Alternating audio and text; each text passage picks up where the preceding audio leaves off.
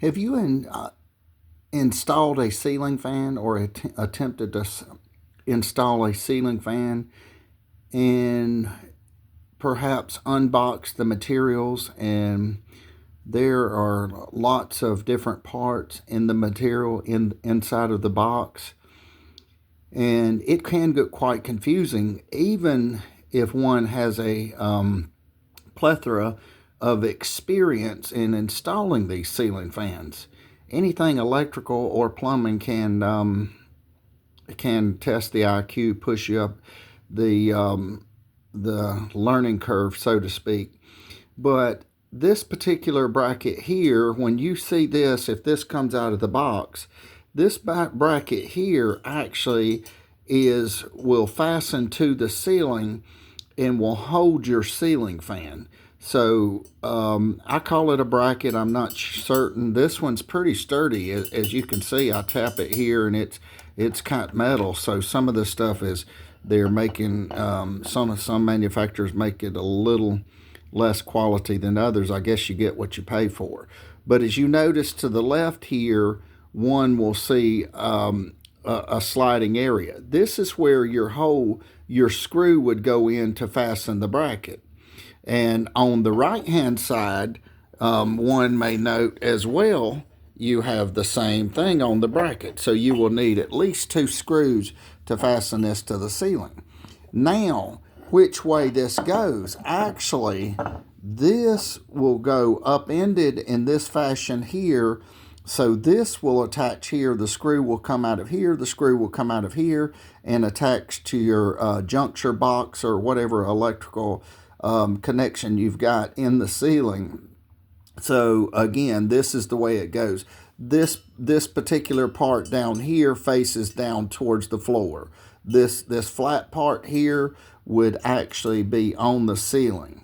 So this would actually hold your. So this is important. So when you're buying a ceiling fan, you may want to invest in a little bit more, and I encourage people to do this. Sometimes I don't take my own advice and I go on the cheap side, and every time I do, I end up wondering, like, well, that wasn't too smart. However, being a cheapskate and trying to save money sometimes ends up costing me money. But so I've learned it's better if you use the better materials. But this one here is pretty solid, as you can tell. It's got some alloy to the metal. But again, this is the way it would sit. This would be your ceiling here. This would be your floor, pointing down towards the floor. This would actually hold the ceiling fan and support the ceiling fan.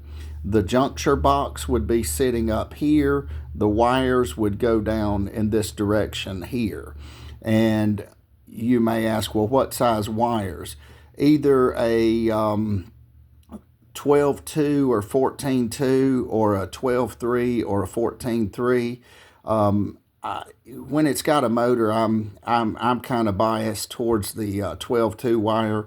Sometimes the 14 is it's good, but it's used on lights. But anytime you have a motor, you're starting to pull some amps. So I'm not. My personal opinion is I don't like to go below a 12-2 because I've done this before.